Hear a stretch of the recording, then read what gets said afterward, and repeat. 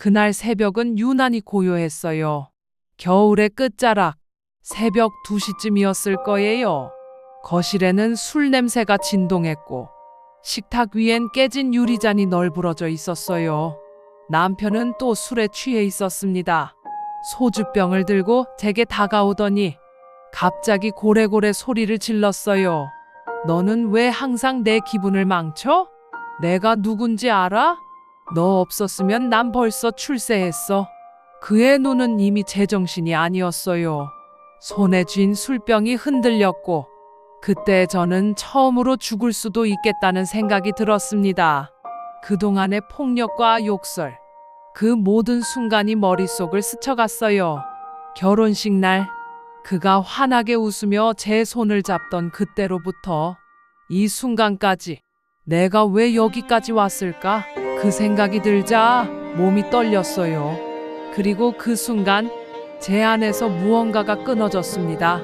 이제 그만해. 제 목소리가 방 안에 울려 퍼졌어요. 그는 잠시 멈칫했죠. 그 짧은 정적 속에서 제 심장 소리만 들렸어요. 쿵, 쿵, 쿵. 40년 동안 참았던 공포가 분노로 바뀌는 순간이었습니다. 그날 저는 경찰에 전화를 걸었습니다. 그게 제 인생에서 처음으로 누군가에게 도움을 요청한 순간이었어요. 그를 처음 만났을 땐 정말 따뜻한 사람이었어요. 30살 무렵이었죠. 그는 직장에서 저보다 5살 많았고 말도 부드럽고 예의도 바른 사람이었어요. 퇴근길마다 저를 집까지 바래다 주고 추우니까 장갑 껴요. 그렇게 말하던 사람이었죠. 그때만 해도 그가 내 인생을 이렇게 망가뜨릴 줄은 상상도 못했어요. 결혼 후 몇 달은 정말 행복했어요. 그는 다정했고 저를 자기야라고 불렀고 주말이면 시장에 같이 가서 장도 봤어요. 그땐 진심이었을 거예요. 그때의 그는 아직 괴물이 아니었으니까요. 결혼 1년쯤 됐을 때였어요. 그날은 회사 회식이 있었고 그는 취해서 늦게 들어왔어요. 늦었네, 씻고 자요. 그렇게 말했는데 그가 제 말을 듣더니 소리쳤어요. 왜 잔소리야? 내가 뭘 그렇게 잘못했는데? 저는 놀라서 아무 말도 못했어요. 그러자 그는 갑자기 제 뺨을 쳤습니다. 순간 머리가 하얘졌어요. 귀가 울리고 눈물이 멋대로 흘러나왔어요. 그는 바로 후회하는 눈빛으로 무릎을 꿇었어요. 미안해. 진짜 미안해. 술 때문이야. 다시는 안 그럴게. 저는 그 말을 믿었어요. 사람은 술에 취하면 실수할 수 있다고. 그때는 그렇게 생각했어요. 하지만 그건 시작이었어요. 그 뒤로 폭력은 점점 늘어났고 이유도 점점 하찮아졌어요. 밥이 식었다고, 청소가 덜 됐다고, 말투가 마음에 안 든다고. 그때부터 저는 눈치를 보기 시작했어요. 그가 술을 마시기 시작하면 숨을 쉬는 것조차 조심스러웠어요. 처음에는 그도 힘든 일이 있겠지. 내가 조금만 더 참으면 되겠지. 그렇게 스스로를 달랬어요. 하지만 폭력은 멈추지 않았어요. 그는 점점 더 잔인해졌고 술에 취하면 손에 잡히는 걸 던졌어요. 하루는 접시가 제 팔을 스쳤고 피가 났어요. 그걸 보고 그는 잠시 멈추더니 피식 웃었어요. 그깟 피 좀 나면 어때? 그 웃음을 보는데 등골이 서늘했어요. 이 사람 안에는 이제 인간적인 감정이 없구나. 그날 이후 저는 하루하루 버티는 사람이 되었어요. 살아남는 법을 배웠어요. 말을 줄이고 눈을 피하고 그가 화낼 만한 상황을 피하면서 살았어요. 그게 제 생존 기술이었어요. 폭력은 그냥 한 번으로 끝나지 않았습니다. 그날 이후 그 사람의 폭력은 마치 습관처럼 반복되기 시작했어요. 처음엔 술에 취했을 때만 그랬는데 나중엔 맨정신에서도 이유 없이 화를 냈어요. 밥상 차려, 물 떠와. 그 말 뒤에는 언제나 위협이 따라왔어요. 한마디라도 잘못하면 그의 눈빛이 변했어요. 그 눈빛을 보면 심장이 멎을 것 같았어요. 그의 하루는 술로 시작해서 술로 끝났습니다. 출근길에도 포켓 소주를 마셨고 퇴근하면 바로 소주 2병을 비웠어요. 그가 술에 취해 들어오는 소리를 들으면 저는 본능적으로 몸이 굳었어요. 문이 쾅 하고 닫히면 숨을 멈추고 귀를 기울였어요. 그가 신발을 던지는 소리, 외투를 던지는 소리, 그 다음엔 제 이름이 불렸죠. 야, 이리 와봐. 그 목소리의 톤만 들어도 오늘은 폭풍이 오는 날인지 잠잠한 날인지 알 수 있었어요. 저희에겐 2아이가 있었어요. 딸은 5살, 아들은 3살. 그 애들이 아직 너무 어렸을 때 그는 이미 아빠라는 이름을 버렸어요. 술에 취해 소리 지르고 제가 말리면 아이들 앞에서 저를 때렸어요. 딸아이가 울면서 제 앞을 막아섰어요. 아빠, 엄마 때리지 마. 그 작은 손으로 제 몸을 가리던 아이의 모습이 아직도 머릿속에서 지워지질 않아요.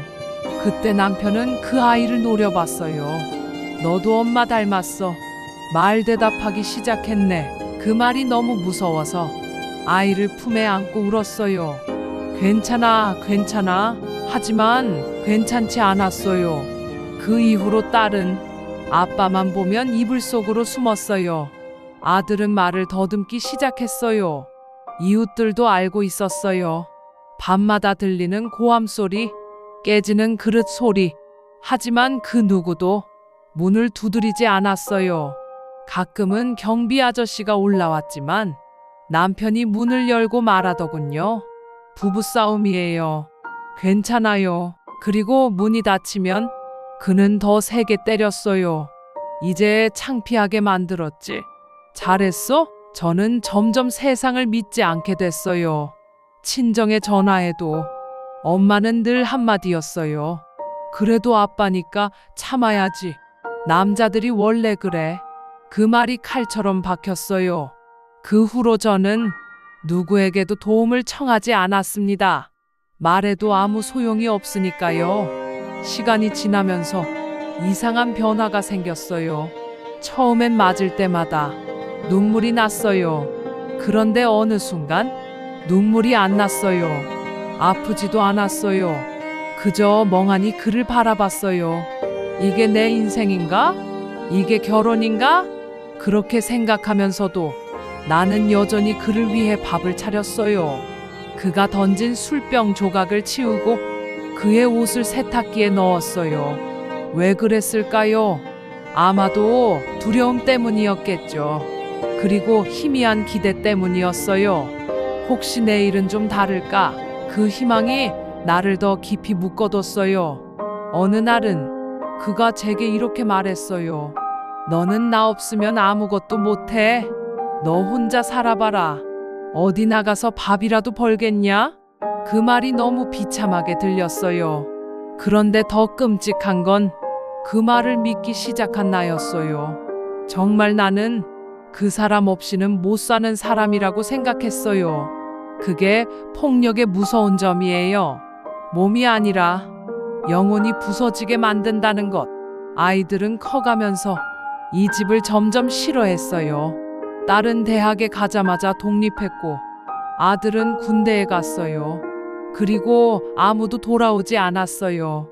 명절에도 생일에도 아이들은 연락을 하지 않았어요. 그 집은 그들에게 집이 아니라 지옥이었으니까요. 남편은 여전히 술을 마셨고 여전히 저를 괴롭혔어요. 저는 이제 아무 말도 하지 않았어요. 그냥 하루하루 숨만 쉬며 살았어요. 친구도 가족도 이웃도 모두 멀어졌어요.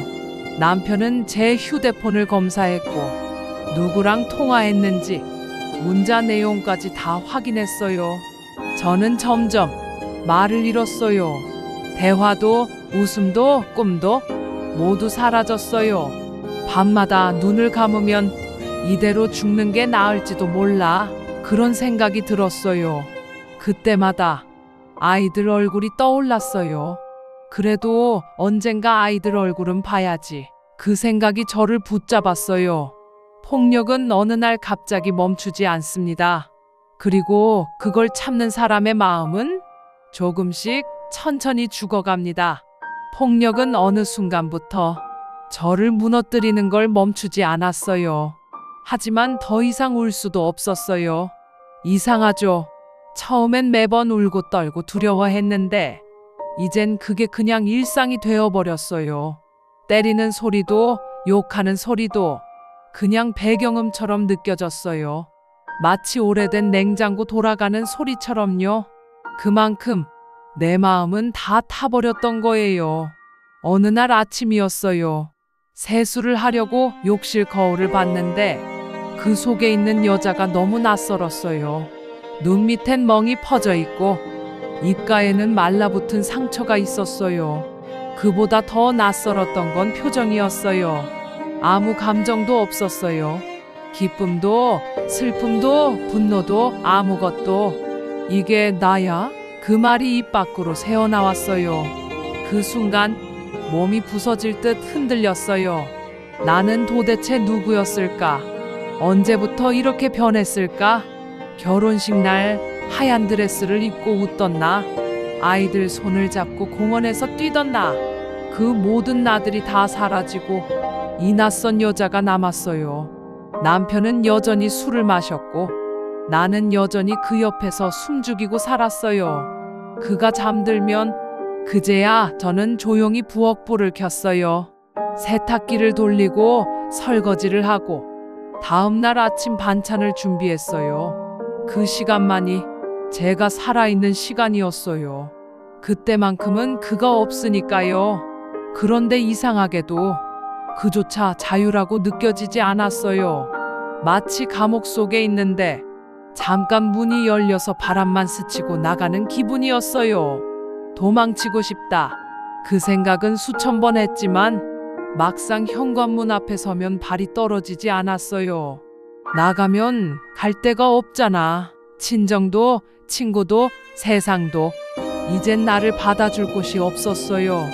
폭력보다 더 무서운 건 무기력이에요. 아무 감정도 없고 그냥 하루하루 기계처럼 움직이는 거예요. 아침엔 밥을 짓고 그가 일어나면 눈치를 보고 그가 나가면 재빨리 집을 치우고 그가 들어오면 다시 두려워했어요.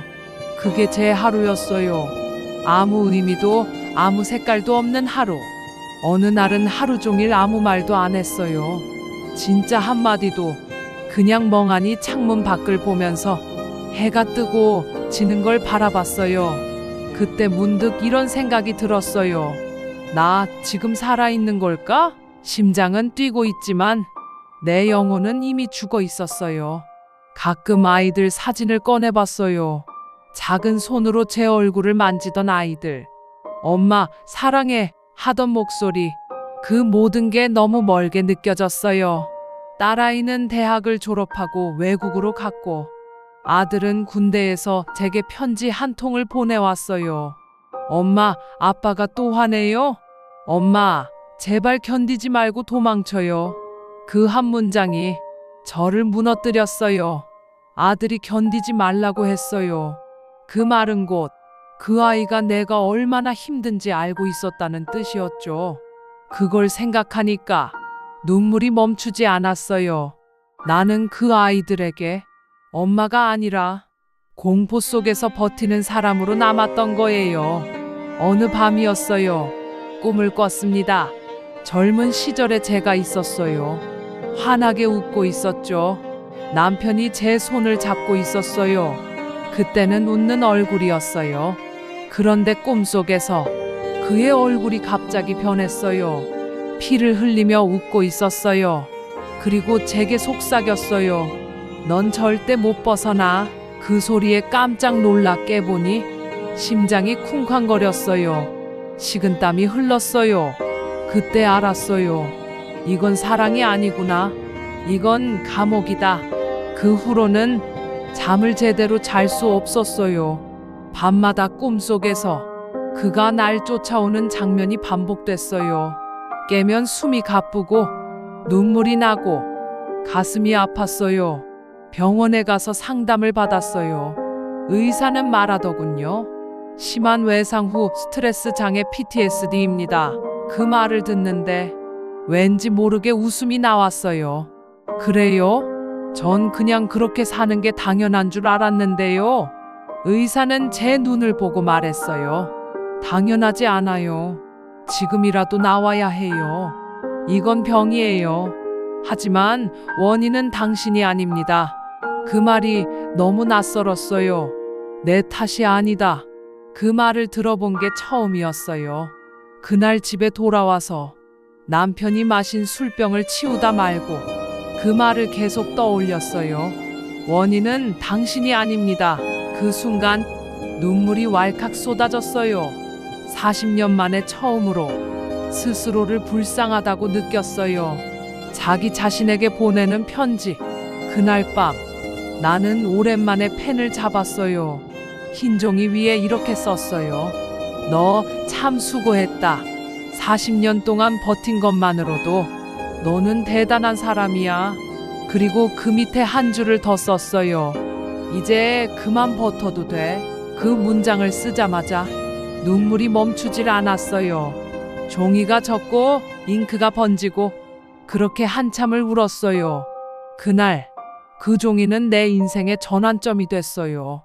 그때부터 이 사람에게서 벗어나야겠다는 생각이 조금씩 현실이 되어가기 시작했어요. 그날은 유난히 공기가 무거웠어요. 평소보다 더 일찍 술 냄새가 났죠. 저녁 7시 그는 문을 쾅 닫고 들어왔어요. 손에는 소주병 2개. 이미 한 병은 반쯤 비어 있었어요. 그는 제 눈을 보자마자 소리쳤어요. 밥 차렸냐? 왜 대답 안 해? 미친년아. 그의 손에 들린 병이 바닥으로 떨어지며 깨졌어요. 깨진 유리 조각이 바닥에 튀었고 제 발끝을 스쳤어요. 피가 조금 났어요. 근데 이상하게도 그 순간 아무 감정이 없었어요. 그냥 또 시작이구나 싶었죠.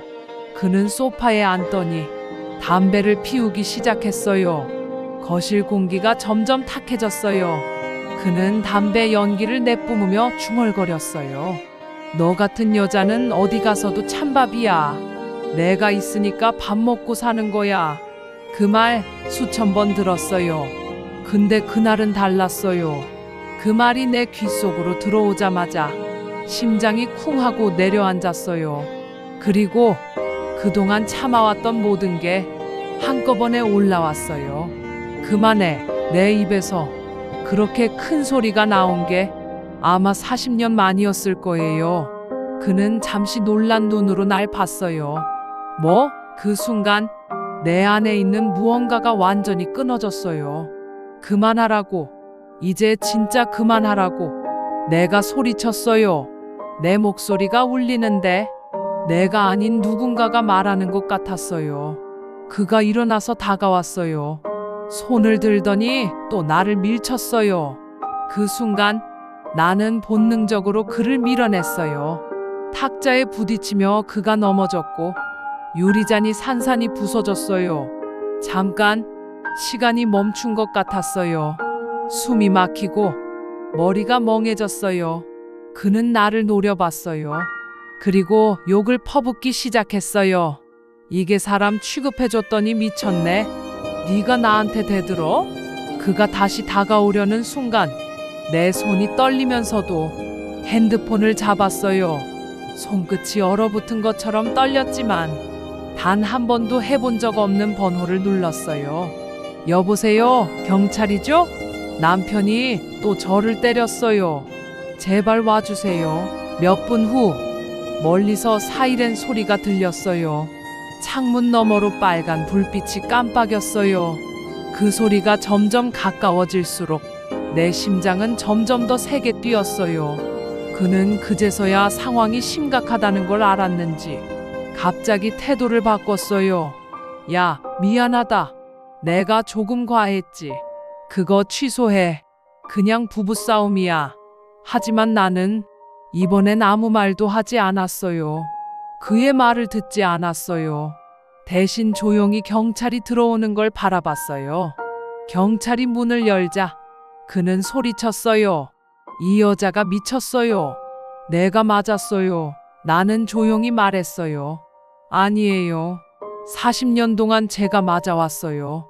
그 말이 내 입에서 나오는데 그제야 눈물이 터졌어요. 경찰이 그를 제압하고 나는 거실 바닥에 앉았어요. 깨진 유리 조각 위에서 그냥 멍하니 울었어요. 40년 동안 꼭 참아왔던 눈물이 멈추질 않았어요. 그때 경찰이 제게 물었어요. 병원 가시겠어요? 그 질문이 너무 낯설었어요. 누군가가 나에게 당신 괜찮아요? 라고 물어본 게 처음이었으니까요. 나는 고개를 끄덕였어요. 그날 나는 경찰차에 타서 창밖을 봤어요. 멀어지는 집, 그 안에서 욕설을 퍼붓는 남편의 목소리, 그리고 눈물이 흐르는 내 얼굴. 그 장면을 평생 잊지 못할 거예요. 병원에 도착하자 의사가 제 얼굴을 보며 놀랐어요. 광대뼈 주변이 붓고 팔에는 멍이 가득했어요. 의사가 조심스럽게 물었어요. 남편이 그랬나요? 저는 아무 말도 못했어요. 그저 눈물만 흘렀어요. 그 의사가 제 손을 잡고 말했어요. 이젠 정말 그만 참으셔야 합니다. 그 말이 마치 오래된 자물쇠를 푸는 열쇠 같았어요. 그날 이후 나는 경찰의 도움으로 쉼터에 들어갔어요. 거기서 처음으로 따뜻한 밥을 먹었어요. 누구의 눈치도 보지 않고 편하게 숨을 쉴 수 있었어요. 그게 그렇게 낯설 줄은 몰랐어요.